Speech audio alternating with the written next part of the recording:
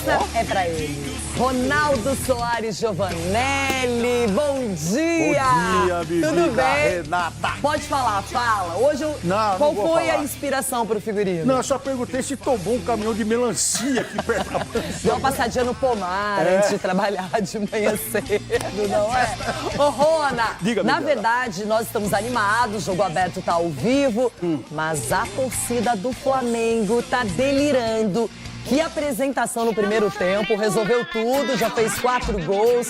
O Mengão foi impiedoso, maldoso, foi muito eficiente pra cima do Vasco.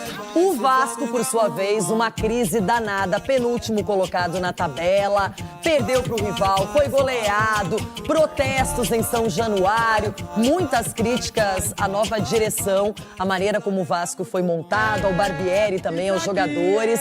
Então a gente vai mostrar tudo isso e depois você comenta os detalhes da partida. O Flamengo estava inspirado. O Clássico dos Milhões contou com a presença ilustre de Vinícius Júnior. No intervalo, o craque, criado no Flamengo, entrou em campo e levantou as 2 camisas. Mas a essa altura, só uma torcida conseguia ter motivos para sorrir. Logo aos 13 minutos, a bola sobrou para Pulgar e o chileno fez isso aí, golaço. Pouco depois, Arrascaeta colocou na cabeça de Gerson e o Coringa ampliou.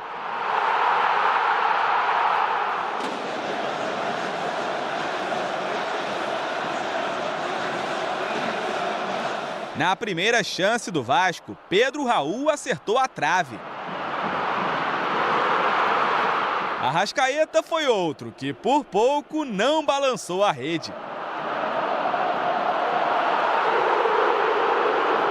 Já na reta final do primeiro tempo, Matheus França fez boa jogada. Ayrton Lucas chutou e Pedro desviou para marcar o terceiro.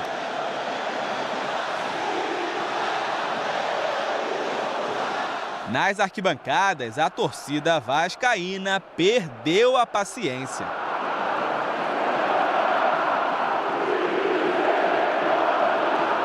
Em campo, os jogadores pareciam nas cordas.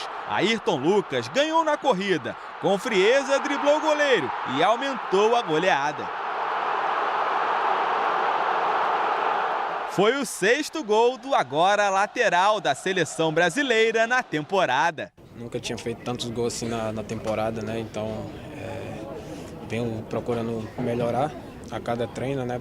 Para quando ter oportunidade no jogo, tá fazendo gols. Então, só agradecer a Deus por esse momento que eu estou vivendo e estou muito feliz por estar finalizando bem lá na frente e estar ajudando a equipe com gols. O primeiro tempo poderia ter terminado ainda pior para os cruzmaltinos, mas Léo Jardim parou o Gerson. No intervalo, já tinha gente indo embora do estádio. O Vasco todo indo embora.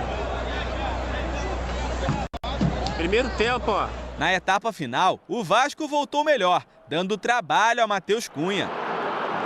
Até que Jair disputou com o Gerson e pediu pênalti. Com a ajuda do VAR, o árbitro marcou.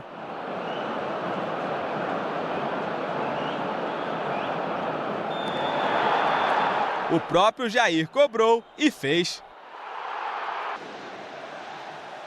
Mas não tinha jeito, a noite era rubro-negra, com direito à torcida pedindo mais um e gritando olé.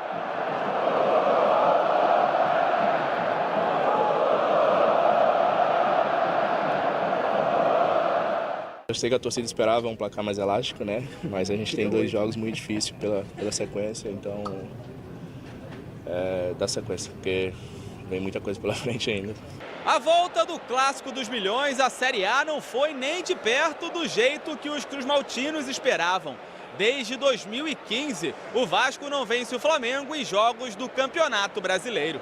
Quase 1 hora após o apito final, Maurício Barbieri, que balança no cargo, deu explicações. Sentimento de muita dor, porque a gente não conseguiu num jogo que era muito importante pela história que tem, pelo clássico que tá à altura daquilo que o torcedor desejava, então o sentimento é esse de tristeza e frustração.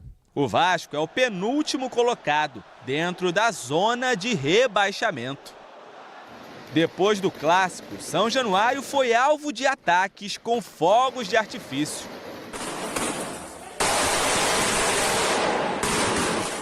Já o torcedor rubro-negro, depois de 2 vitórias sobre rivais cariocas, começa a resgatar aquela empolgação. O Fla de Jorge Sampaoli pulou para a 5ª posição. Recuperar terreno no Brasileirão, classificaram Copa do Brasil e agora tentar poder classificar em Copa Libertadores é acomodar o time em um cenário diferente a quando eu cheguei aqui. Bom, como eu falei, o Flamengo já passou o Fluminense na tabela, hein? O que uma vitória não faz. Agora, o Vasco, a gente tá mostrando aí devagarinho, tá lá na 19ª colocação, é o penúltimo colocado, não reage. Ontem foi presa fácil no primeiro tempo. O que jogaram, na minha opinião, Gerson, Pulgar e também o Arrascaeta voltando. Nossa, o Flamengo nem contou com o Gabigol, que estava fora, Everton Ribeiro, a mesma coisa, Léo Pereira, mas mesmo assim foi implacável, Ronaldo. A velocidade que eles imprimiram no jogo e a fraqueza do Vasco que surpreendeu, né? A gente até brincou no grupo, né? Nossa, que facilidade. Que massacre. Que massacre que tava. A verdade é que o Vasco só queria atacar e o Flamengo bem organizado, como você falou. E quando teve, quer dizer, que não teve dificuldade de jogar por dentro, achou o Ayrton ali na esquerda que fez, acho que a melhor partida dele no Flamengo. Mereceu, né? a convocação para a seleção brasileira, porque ele aumentou o número de gols, a média dele anual, e é um jogador que tem sido uma válvula de escape e, como você disse, aparece finalizando além de tudo. E além de servir os companheiros, né, com cruzamentos, com essa bola fácil para dentro da área, agora ele chama para a perna direita e ainda bate com a perna direita e faz gols. E aí o Pedro pegou o gol dele, ainda né? Pegou o gol dele. Tava entrando e o Pedro... Pá, e aí a arbitragem acabou confirmando o gol, o terceiro pro Pedro. E depois ele falou, tá bom, tirar eu faço outro. Então, mas o que mais me surpreendeu foi o Barbieri não falar, vamos fechar a casinha, né? Porque... Só no segundo tempo não adiantava nada. Então, mas virou 4-0 e é muita coisa. É uma 4-0 numa primeira etapa, eu concordo. E o Gerson, como se movimentou, como recuperou a condição física. Ele demorou no início, na volta dele ao Flamengo. Mas a gente vê que é um time ontem, a solidez defensiva. Um pênalti que acho que não tem muito o que discutir pro Vasco. Foi pênalti, não é do Gerson mesmo. Mas aí o Jair foi lá, converteu, enfim. Fora isso, o Flamengo teve uma execução quase perfeita. Muita gente falando que o time do Vasco é um time jovem, né? Que precisa de jogadores mais carimbados ali para tentar fortalecer essa equipe. E precisa mesmo, porque... Só tem o Alex Teixeira, os outros são muito jovens. Muito jovens. E ali, num momento como esse, que você está vendo que o seu adversário, o seu maior rival da história, está se sobressaindo, está tocando a bola, está deixando você... Porque eles corriam atrás toda hora. O time do Vasco só corria atrás. Então tem que voltar, posicionar. E faltou esse jogador para falar, gente, vamos fechar aqui. Aí no mano a mano, o Capasso aí, nossa... Péssima partida. Para fazer a cobertura também não estava ligado. Então o time, olha lá, e agora arrojou. Aliás, o trio de zaga não funcionou, né? Se a gente for pensar nisso. A marcação em si, né? O setor defensivo não teve a recomposição e o time sofreu muito. As imagens são fortes, protestos em São Januário, a polícia depois foi lá, conteve esses torcedores que protestam contra a situação ruim. O Vasco só tem o Campeonato Brasileiro, não disputa mais nenhuma competição e mesmo assim tem a penúltima campanha horrível. E a gente sabe que é uma SAF, é um outro estilo de hoje você gerenciar o clube, de comandar. E o torcedor está indignado porque lembra da Série B, um episódio muito triste na vida vascaína e que deixa marcas e não parece estar reagindo agora. Tem muito campeonato? Tem, mas o futebol do Vasco é que não empolga. Muda a escalação, muda o jeito de jogar, hora com 3, 2 zagueiros, coloca mais atacantes ou menos. O Pedro Raul muito cobrado, até teve uma bola na trave no primeiro tempo, mas é um jogador que veio com uma expectativa alta pelo que fez no Goiás no ano passado. O Vasco preocupa. Então, acho que foi por isso que adiantou muito o Vasco, né? Por causa do menino Pedro, que faz gols, que é uma promessa. Então, acho que ele adiantou esse time para ver se ele não ficava sozinho no ataque. Mas aí desguarneceu todo o setor defensivo. E aí foi um massacre. Agora, o que tem que fazer agora, pelo menos os dirigentes aí da SAF, aí, com o treinador, com os jogadores, vai ter que gastar mais dinheiro, vai ter que trazer jogadores tarimbados. para pelo menos equilibrar o time. O time está totalmente desequilibrado. Agora, falando do Flamengo, o time já se recuperou no Campeonato Brasileiro, volta ao seu normal em termos de tabela e pode subir ainda mais. E a gente vê um Flamengo que parece agora, depois de toda a turbulência do início do ano, disputa por títulos que não vieram, Vitor Pereira, parece que está se adaptando ao Sampaoli, parece que ele já está entendendo melhor o elenco. E eu vejo também um crescimento físico dos atletas do Mengão.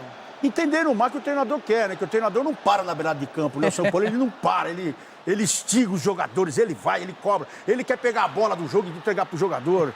Então, acho que o time em si tá Foi contagiado por ele? Tá começando a entender que 90 minutos... É que no time do Palmeiras, não dá para deixar de citar o time do Palmeiras num jogo começo, porque o time do Palmeiras, ele é intensivo, ele é um time que procura jogar os 90 minutos, que se entrega, né? E o Flamengo fez isso com o seu maior rival. Bem mais organizado, sem jogadores importantes. Esse menino Wesley na direita está funcionando também. Senhora. Tem um bom apoio. Eu vejo, pelo menos, não só pelo jogo de ontem, mas, claro, uma goleada num clássico. Já tinha eliminado outro rival, o Fluminense, na Copa do Brasil. Então, é uma sequência muito boa. E o Flamengo tem tudo para engrenar. Inclusive, a nossa pesquisa de hoje, daqui a pouquinho, será sobre o Flamengo. Ai, que tá deitando e rolando. Agora, Rona, foi um ótimo clássico do Flamengo, péssimo para o Vasco. O Maurício Barbieri muito pressionado, pode ser até que seja demitido. Mas a gente está mostrando aí um momento especial do clássico. O Vinícius Júnior, que foi homenageado, claro, principalmente pela torcida do Flamengo, mas o motivo não era o futebol e nem o talento de sobra que o Vinícius apresenta, mas a luta contra o racismo, contra ofensas e episódios diretos ao Vinícius Júnior. Vários episódios acumulados. E veio a notícia também que na Espanha alguns torcedores, entre aspas, foram presos. Então, tomara que essa luta seja vencida, que ela se espalhe. E o poder da mobilização, porque muita gente apoiou o Vinícius, apoiou a causa, que ele tem essa luta, é horrível, mas ele precisa lutar, o mundo está abraçando isso. E se a gente continuar nesse esquema todo unido de querer vencer uma coisa tão nociva, talvez sim, a gente consiga ou pelo menos elimine isso de uma forma mais contundente. Agora, Ronaldo, pesquisa aí na tela, olha. A pesquisa na tela, meu Deus. Quais títulos o Flamengo pode conquistar esse ano? Ele pode conquistar, olha só o que a gente está colocando. O Brasileirão, a Libertadores, a Copa do Brasil ou nenhum? Nossa, pelo Você, se tivesse agora ali, que eu sei que você gosta da pesquisa, se você estivesse votando, qual seria a sua opção? Eu colocaria ali... Pode votar várias vezes, mano. Eu colocaria ali uma Libertadores, viu? Porque eu acho que é um caminho legal pro Flamengo, que é uma equipe que ele sonha... é o atual campeão da Libertadores e da Copa do Brasil. E que sonha pegar o Real Madrid, né? Se tiver bem... primeiro isso foi o que a gente viu aí. Real Madrid pode esperar. Acho que nunca mais isso será repetido. Mas acho que merece agora, pelo que jogou ontem, né? Porque jogando ontem e vencendo o Vasco, passou até o Fluminense na tabela do Brasileirão. Quer dizer, você eliminar seu rival ontem da forma que ele praticamente eliminou em campo e também tirou o Fluminense da Copa do Brasil, é sonhar com Libertadores. Pois é, e a gente sabe que hoje é dia de sorteio da Copa do Brasil, então tá todo mundo na expectativa. É o último sorteio, depois o chaveamento fica definitivamente organizado. E a gente vai aí repercutir um pouquinho. O Flamengo essa podia ansiedade. pegar o Palmeiras, hein, nesse sorteio, hein? Que jogão, hein? Que jogão. Agora ainda não. Ainda Espera não? um pouquinho não, mais. eu queria agora, os dois juntos. Aí já dava uma tranquilizada nos demais aí, né, Corinthians? Será?